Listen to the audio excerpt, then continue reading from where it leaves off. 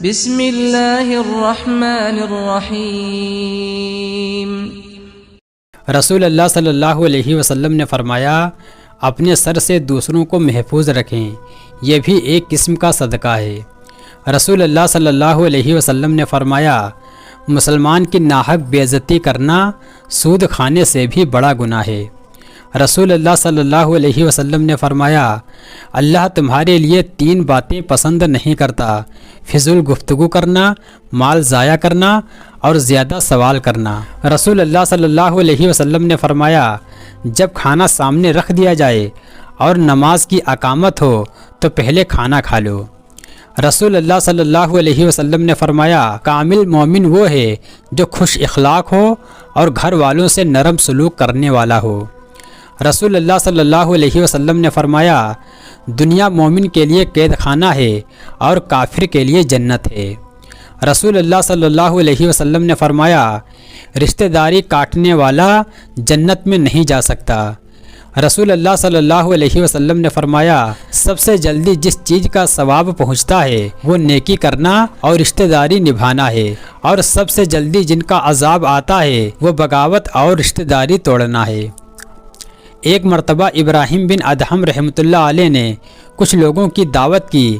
جب کھانے پہ بیٹھے تو لوگوں نے کسی کا تذکرہ یعنی غیبت کرنا شروع کر دیا، تو آپ نے فرمایا، پہلے لوگ گوشت سے پہلے روٹی کھاتے تھے اور آپ لوگوں نے روٹی سے پہلے گوشت کھانا شروع کر دیا، یعنی غیبت شروع کر دی۔ رسول اللہ صلی اللہ علیہ وسلم نے غیبت کو مسلمان کا گوشت کھانا قرار دیا ہے۔ ایک مرتبہ رسول اللہ صلی اللہ علیہ وسلم نے صحابہ سے سوال کیا، سب سے زیادہ برا شخص کون ہے؟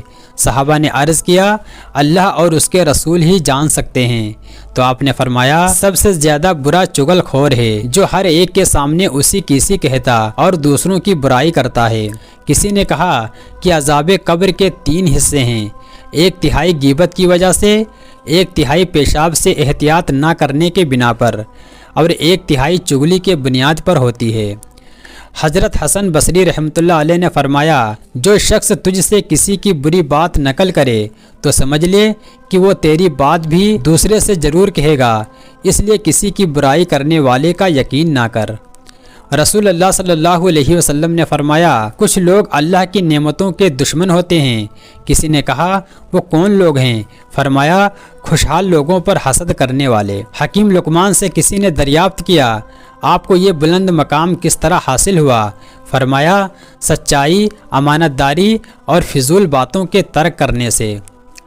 کسی نے فرمایا کہ 5 باتوں پر عمل کرنے سے نیکیوں کو پہاڑ کے برابر بنا دیا جاتا ہے اور اس کے رزق میں وسعت کر دی جاتی ہے۔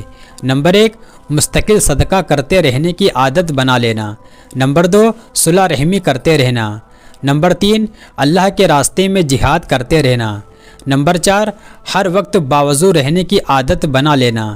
نمبر 5، ہمیشہ اور ہر حال میں والدین کی اطاعت کرتے رہنا۔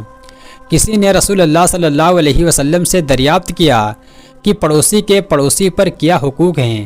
تو فرمایا، اگر وہ قرضہ مانگے تو اس کو قرضہ دے دیں، اگر وہ تیری دعوت کرے تو اس کو قبول کر، اگر وہ مریض ہو جائے تو اس کی عیادت کر، اگر وہ مدد چاہے تو اس کی مدد کر، مصیبت میں اس کی تعزیت کر، خوشی میں مبارکباد پیش کر، اس کے جنازے میں شریک ہو، اس کی غیر موجودگی میں اس کے مکان اور اہل و عیال کی حفاظت کر، اس کی مرضی کے بغیر اونچا مکان نہ بنا۔